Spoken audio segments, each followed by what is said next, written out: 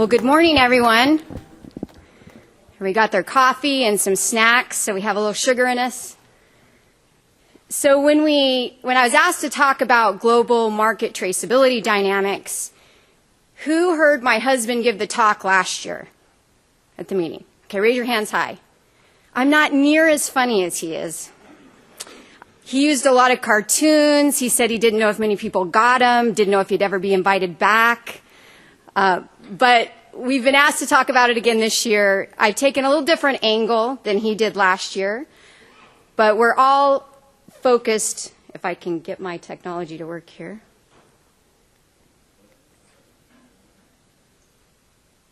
Am I messing with you over there? Yeah, I have to do everything off that one slide. So today I'm going to start by giving you a little bit of picture about what's going on with our export markets. And Erin, who in this room knows Erin with USMEF, I called Erin. I said, Erin, I need a slide set going into this meeting because she's going to have the most updated slides relative to the economics and what's happening. So she was very gracious. And so you're going to see a bunch of her slides here at the beginning. I wish she was here to talk through those slides, but she wouldn't travel with me. And then I'm going to talk about, based on where we're at with export markets today, is traceability important to the global marketplace? I think that's probably easy to answer with just this slide, but I'm going to keep going through it. What are other global exporters doing? So when you look at the world, what are they doing?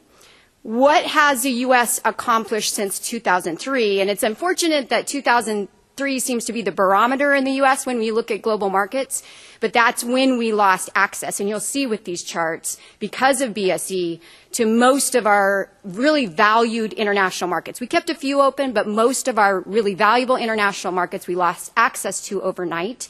So what have we done since then to rebuild the confidence, and how does livestock identification traceability build into that overall picture? And then where do we go from here? What's really interesting here today is the optimism around the topic, the engagement. They're really trying to figure out, and it's the first time I've heard it in years at this level of optimism, about really trying to come together with all of the issues surrounding livestock identification traceability and trying to figure out those best solutions for everyone involved, knowing that everyone has a different issue that they're trying to address. So I think that's exciting as we move forward. Just quickly about who we are. We started as IMI Global today. The parent company is Where Food Comes From. Since that time, as we look at livestock identification and traceability, IMI Global's primary focus is in the beef industry. We do some in pork, but primarily in the beef industry. Validus Verification Services has a stronger footprint in pork and poultry and egg-laying hens. And then we have some of these niche organizations that work on organic certification, sustainability programs and metrics, all of which livestock identification and traceability becomes an important component of all of those different things that we do.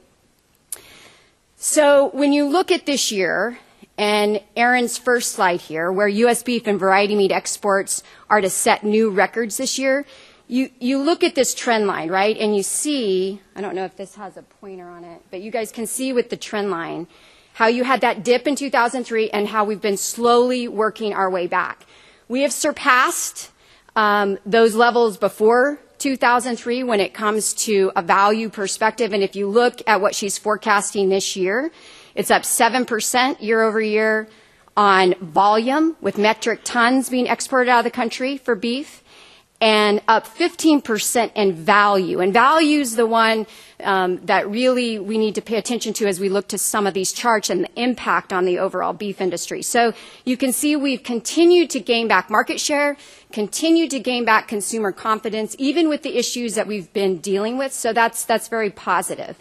When you look at pork and pork variety meat, same sort of trend line, right? We're continuing to export more and more and more. Now, we've had some issues this year worldwide with disease issues in pork, and we've also had issues when you look at some of the political banter around tariffs and the challenges with tariffs. That really comes to play a lot, and you've seen that impact pork exports this year. When you look at what that means to the folks that are deciding on whether to put in a tag, right? at the ranch of origin. What becomes really important for them to understand, and I always step back and say, you know, a lot of times people will say, well, why do the export markets matter? And I start to show them these slides. Well, the export markets matter significantly to the value of the cattle coming off your cow-calf operation. And when you look at this, this shows where. So today, USMEF is contributing over $318 per head, per fed animal, that the export markets contribute back to an individual animal price, fed animal price. That's huge. Pork, you're looking at $54 per head. Those numbers, that ratio continues to go up, and I'll show you some graphs relative to that. So the export markets are very critical to everyone in the livestock industry today. You can also see from these pie charts who our valuable export markets are, and this is based on dollars, right? So this is a dollar explanation. So you see Japan, Korea, Mexico, Canada, China, others. So you see those major markets that, depending on how they look at animal identification and traceability, the impact, the subsequent impact it can have on our industry if we were to lose access because of that issue, right? So you start to see how valuable those markets are. You also see with this trend line, which I think is, when you look at how steep this trend line is, how much more important it's become over the last, just even the last 3 years. Export as a contributing factor to overall cattle prices in this country. So, you know, when we talk about evolution and we talk about 840 tags and manufacturer coded tags, I grew up on a commercial cow-calf operation. My dad is a rancher in southwestern New Mexico. In 1996, John couldn't even, my husband, when he started IMI Global, couldn't get him to put in EID tags. It's like, oh, that's just a cost. We got him to put them in, and now today he's using 840 tags. He's doing all these specialty programs. So we've seen a huge evolution in a segment of the population that has made significant progress. So we don't want to forget about that, and we want to acknowledge that segment of our producers that are doing really good things. So when we talk about the export markets, why they're important, we talk about value. Why is that? I always think as export markets, our global partners in trade, as the perfect example of truly a value-add market, because it allows our packer partners to optimize carcass utilization. So they can look at a given market and make sure that we're getting the highest price for a particular product in a given market. So overall, that value on a fed animal basis is higher, and they're the best in the world at it. So the packers know how to utilize and optimize carcass value.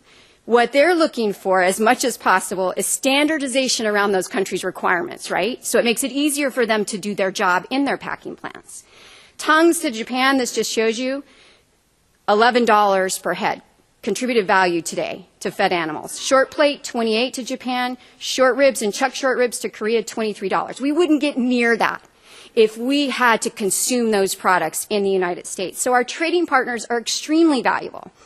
Where do we sit? Where does the U.S. sit today? We're the #1 beef exporter on a value basis. So I don't know that a lot of people think about this, but the U.S. is first, Australia second, and then you can kind of go down the list as where we sit with total exports compared to beef producers around the world. You've also seen here, and this chart shows you, that you've seen growth from all major beef exporters. So you see a lot more countries, those major beef producing countries, exporting more and more products as a part of what they do each and every day. You see Brazil's up 8%, Australia's up 14%, and the US is up 10%. So we're all continuing to compete around the world for these valuable export markets. One of the things that's a little bit unique about U.S. beef, or I should say not just U.S. beef, but grain-fed beef, is that it's unique from a product profile to other products around the world.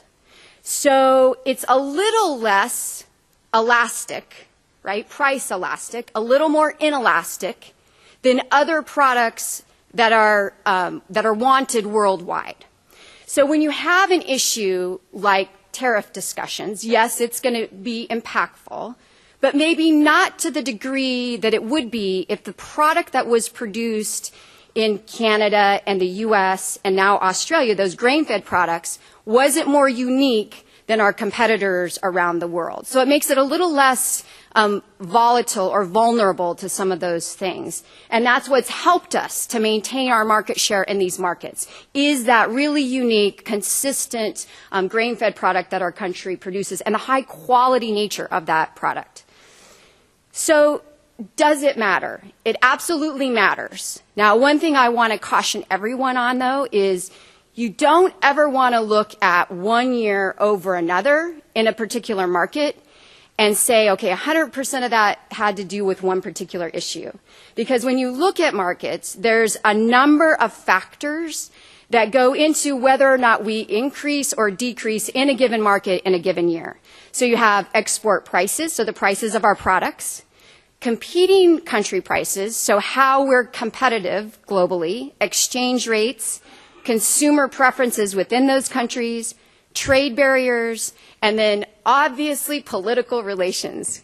We haven't seen that more in global trade than we have with the discussions that have been going over the last couple years. So all of those things will impact whether or not you see a country go up or down in a given year. So you can't take any one issue and really separate it completely. However, it does become very clear-cut when you do not have any market access and the condition is specifically because you do not have one thing or another. So relative to livestock identification and traceability, when we can't get market access because they don't approve of what we have in place, then that becomes the issue, and it's a very clear-cut issue then.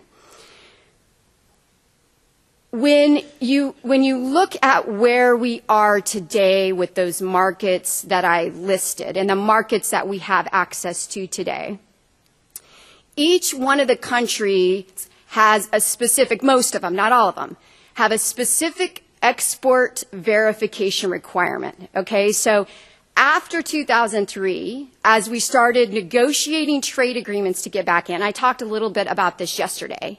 The standard that was used was the USDA Process Verified program and the USDA QSA program. So that's what plants had to put in place in order to start exporting products again. Well, within each given country, there would be nuances to that export verification instruction. And all that is specific technical requirements for each country. So many of those don't impact livestock producers past the packing plant. Most of that complexity is handled at the packing plant today. There are some examples, however, where those trade agreements have gone back into the supply chain and have impacted those supply chains and where identification traceability has become important. So we know Japan was an issue when we first got back into that country. Cattle had to be age verified.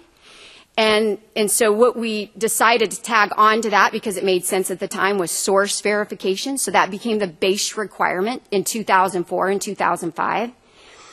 You then had, you have the European Union, which requires a non-hormone treated cattle program with full animal traceability. That has to be verified all the way back to the ranch of origin. Tags must be put in before they leave the ranch of origin. So very specific requirements for the European Union and thus exporting products to the European Union. You have a variety of, you have another one that just came on board. Paula, when was that? 2 years ago, Saudi Arabia. So the Saudi Arabia export verification instruction, they came out with a requirement that you can't have animal fat. So that requires the identification of that specific credence attribute for cattle moving out of feed yards if you're going to export products to Saudi Arabia. And then just this last year, our entrance into China required that those cattle be verified at the source of origin. So those are specific high-value markets today that have requirements around livestock identification traceability, but I'll tell you, they're not all exactly the same. So what programs like IMI Global has done is what we've tried to do is kind of set a base level that will meet every country's requirements, or I should say the highest bar for countries' requirements around source verification. And then we add on to that when cow-calf producers, backgrounders, feed yards want to then attain other programs based on the market. So it's 100% market-driven based on the buyers that they want to attract. So I wanted to step back as I was doing the research for this presentation and talk about some of the great research that's already been done, and just mention a few quotes that resonated to me as I was getting ready for this presentation. So this is a K-State study conducted in 2011. The world has recognized significant value in animal identification traceability systems. Concerns for animal and human health, as well as food safety assurances, have motivated efforts to adopt animal ID systems. The most widely recognized international animal health, food safety, and trade organizations have endorsed animal ID programs as essential components of food animal production and meat product trade. In response, major beef exporters and importers have developed mandatory animal identification and traceability systems. So that was a research study by K-State in 2011. Here's one that was done by APHIS, 2009. A critical issue regarding the economic impact of any animal disease outbreak is the ability to contain the disease and restore market access for at least part of the industry as soon as possible. Regionalization or zoning, and those of you that heard Phil Singh talked a lot, really concentrated in on this. Regionalization or zoning could be used so based on a geographic region, it can be demonstrated to be isolated and free of disease incidents. The defined region could then regain international market access more quickly. Animal identification, movement tracking, and inflow and outflow documentation are essential in demonstrating whether an auditable biosecurity management system is present. I think all of those are key things that we need to keep in mind as we are working on these traceability pilots, as we're evaluating all the different things that we can do and how the industry collaborates together.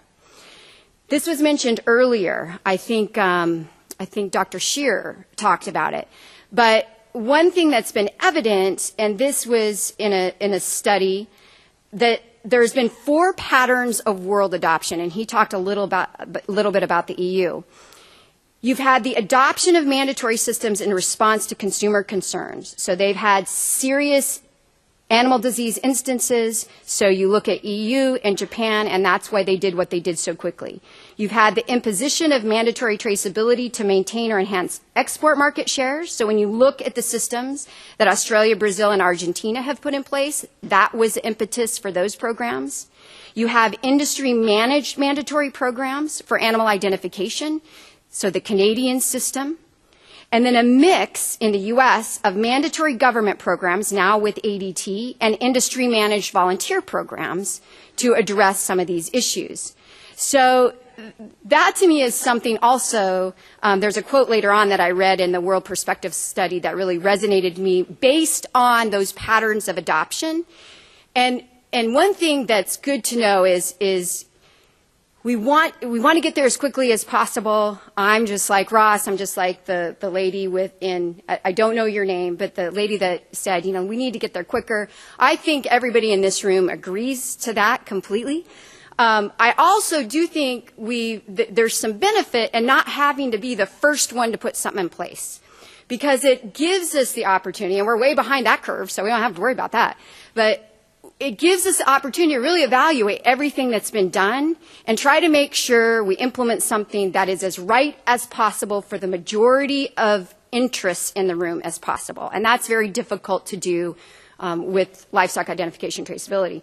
When you look at the Global Perspective study that just came out, here you see the matrix of what's happening around the world with their systems. So you can see whether or not a given country had a government-mandated system, whether or not they required premise identification, individual animal ID, whether they identify animals based on group, whether that data was managed by a third party, if they had oversight with industry representation. So you see that there's different ways to skin the cat. That's probably not the appropriate term in this audience, but anyway, different ways to get there.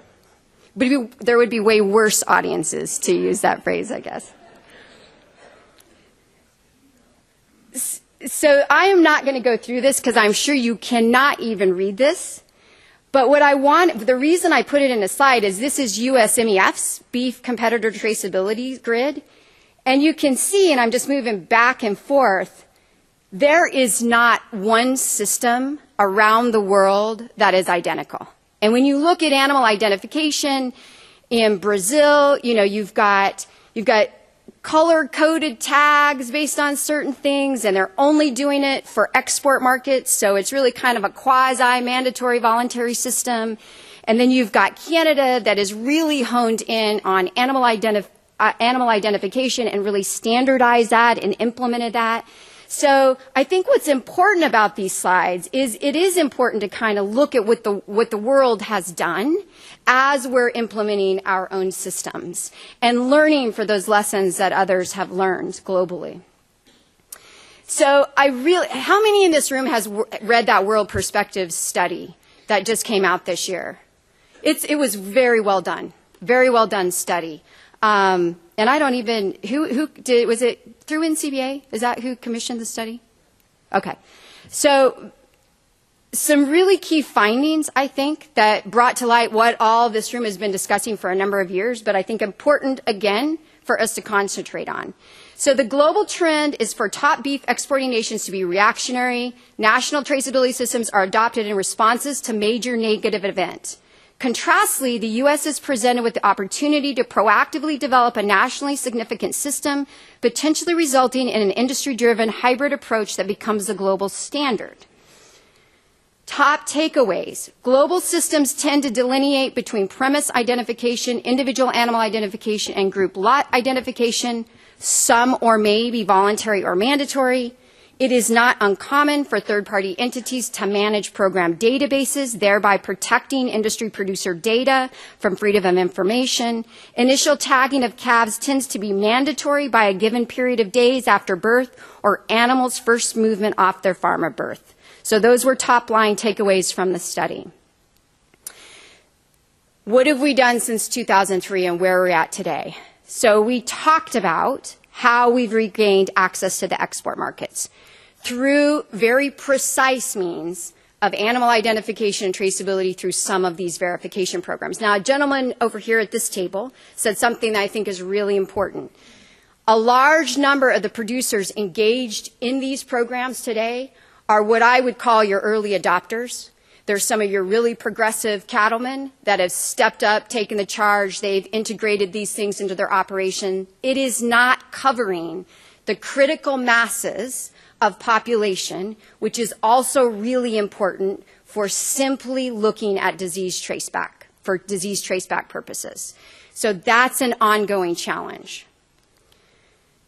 I do think, again, with these programs and the standards that's been established, is those companies that have put in place these systems have enabled producers to do other things for other markets, value added. They've then been, because of the premiums given back in those markets, they have seen the value of it, and really the growth has been entirely word of mouth based on the economics in these programs today. So that's why producers are doing it and why they continue to engage every day at a higher level. And considerable growth since 2003. The other thing that I think was really important what this program did is it defined a program compliant tag. And so there was all kinds of discussions around individual numbers and the uniqueness of the numbers tied to the premise. And that, you know, you can do that officially. You can also do it unofficially tied to the database, but the uniqueness becomes really important, right? So the one-time use, tamper-evident, uniquely numbered, ISO-compliant tag became the requirement for these verified calves.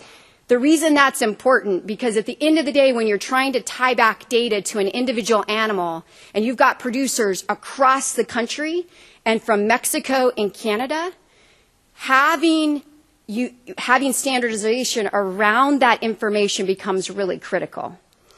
So it became the foundation for the license, for the the license for that animal moving forward in these systems, allowed, backgrounders to sex and type and move in different directions, allowed feedlots to commingle and come back at the end of the day, and not without its problems, but be able to read that tag and identify whether that animal was going to be available or eligible for a given marketplace.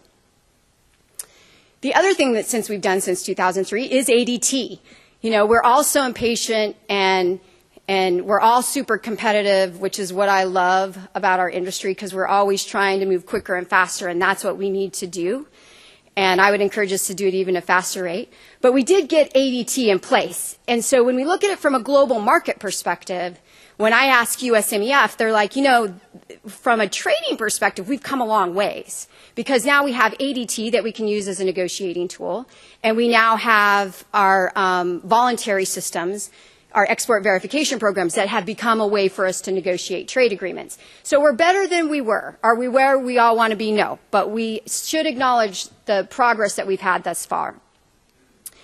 So again, with the world perspective study, why systems are becoming a global norm: accountability, both to foreign governments, regulatory agencies, as well as foreign and domestic consumers; maintenance or regaining of foreign market access; management of animal health issues; investment in long-term industry practices that provide insurance in the case of an animal disease; and as you see, I bolded, for use as a talking point tool in market access negotiation efforts.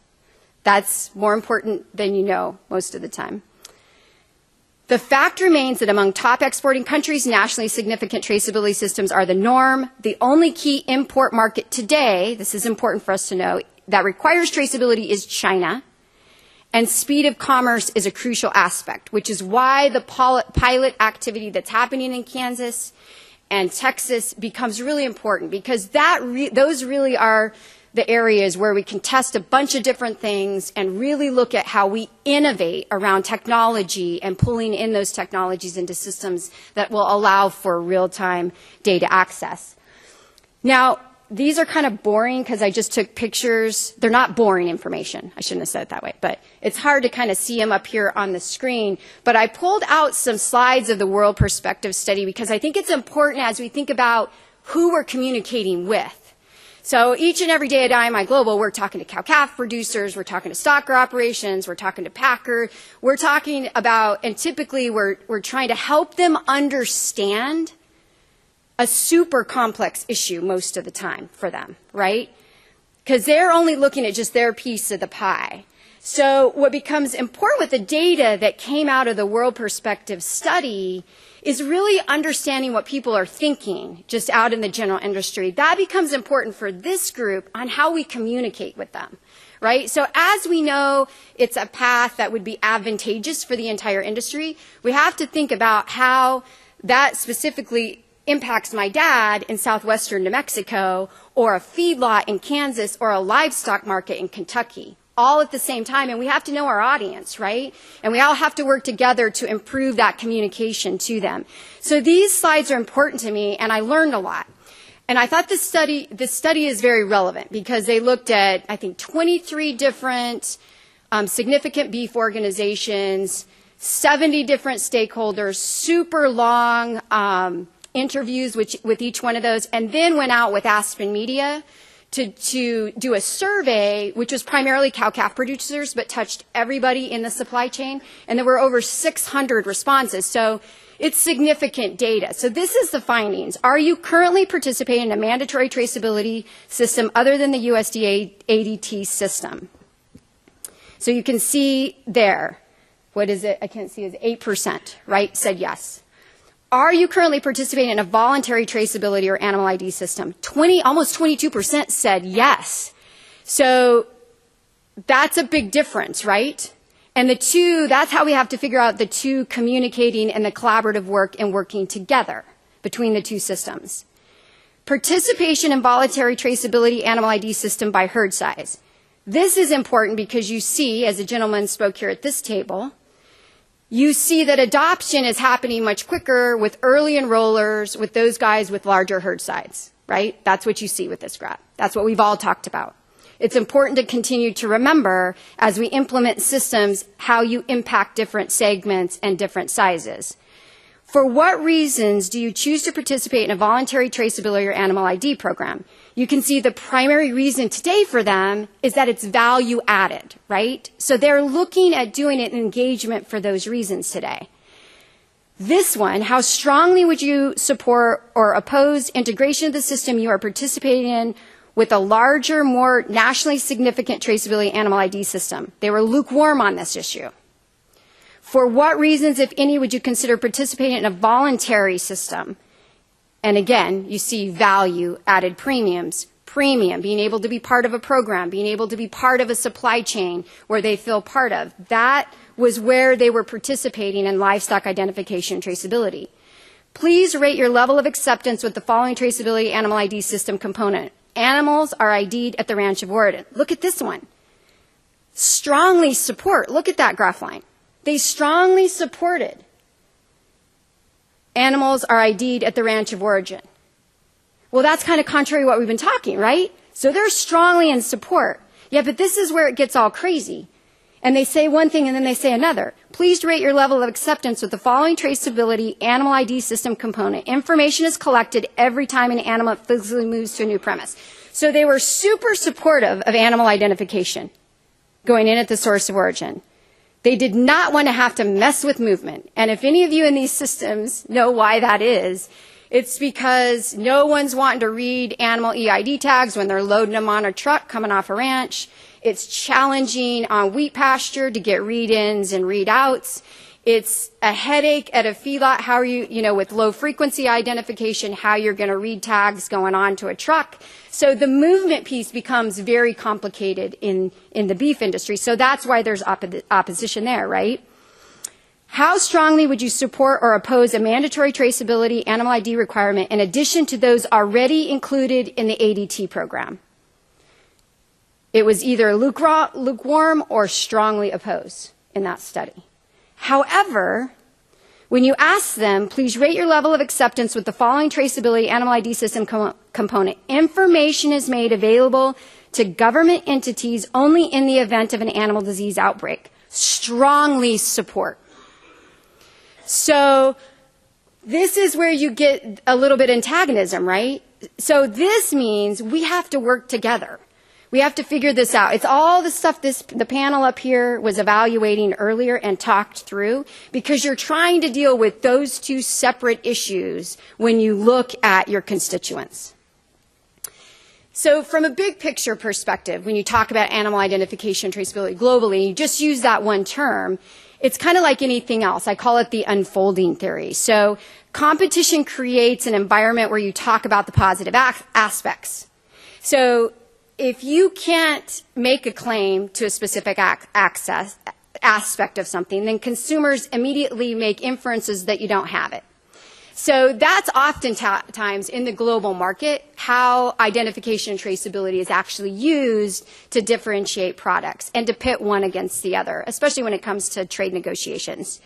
The other thing that's super complex today is you have a global food industry and very complex supply chains, all wanting as much as possible to be able to continue to sell the products in the markets around the world, to try to ensure levels of standardization as much as possible that they can, make similar claims in similar markets, have the assurance that the sustainability of those supply chains will be around for the next 30 years and that they can source these products from around the world with fewer and fewer natural resources. So that's what you're dealing with as well. Now, someone said yesterday, don't ever use the term livestock identification traceability, and I can't remember who said it, and then talk about sustainability in the same sentence, which I'm going to do right now, so that person can just throw a tomato at me. But there's, the sustainability of supply chains to a global food system is really important. Sustainability means to me that my dad will be able to hand down his ranch to future generations and that we can continue to produce beef products, right? So we have to all be concerned about sustainability of our businesses. Now, one of the efforts that's underway is a Canadian Roundtable for Sustainable Beef, and they're looking at putting labels on packages. So as part of that program, livestock identification traceability becomes important because you have verified operations. Those operations are tagged out in databases. That information has to transfer up the supply chain. And Deb can tell you back here with Bix, who manages that data system for CRSB, how complex those issues get. And it becomes critically important when you're tying out credence attributes. So that's why it comes into play when you talk about sustainability efforts. And then you've got the U.S. Roundtable for Sustainable Beef, that is doing similar things, all good things, trying to address the needs of these global food supply chains. And then as part of that, always what comes into play is animal identification and traceability, and the ability to be able to prove certain things as we move along, whether those are just how we prove where an animal came from and moved to for animal disease purposes, or whether we can prove that the animal was treated X, Y, and Z when it's being marketed under a specific label claim. If transparency is your goal, traceability is always your challenge. It doesn't matter what the industry, and especially when you talk about food systems today.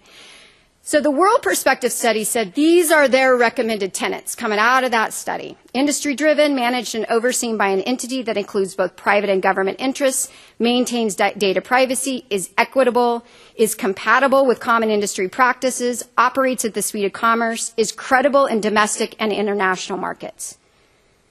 So kind of when I boiled this all down, here's some of the conclusions from the global perspective. Markets are being accustomed and accepting, which is a good thing, of our current ADT program with the voluntary expert verification program. So that's, thank goodness, why we've seen the increase in global market access that we've seen since 2003. But it took forever to rebuild that, and we don't want to lose it. You have specific country requirements that we're meeting okay today with the programs that we have in place. So again, this is positive. But this does not address the critical masses, nor the issues where we talk about traceability for animal disease traceback purposes. Two different issues. So would that impact our global markets? Absolutely. The markets would plummet, right, overnight if we had an animal disease issue. So even though we've got back our market access and things look good from that perspective on what we're exporting today versus where we were, if we had an issue, the markets would plummet, and who knows how markets would react. A lot of how they would react would depend on our relationships at a given point in time with those countries, political relations.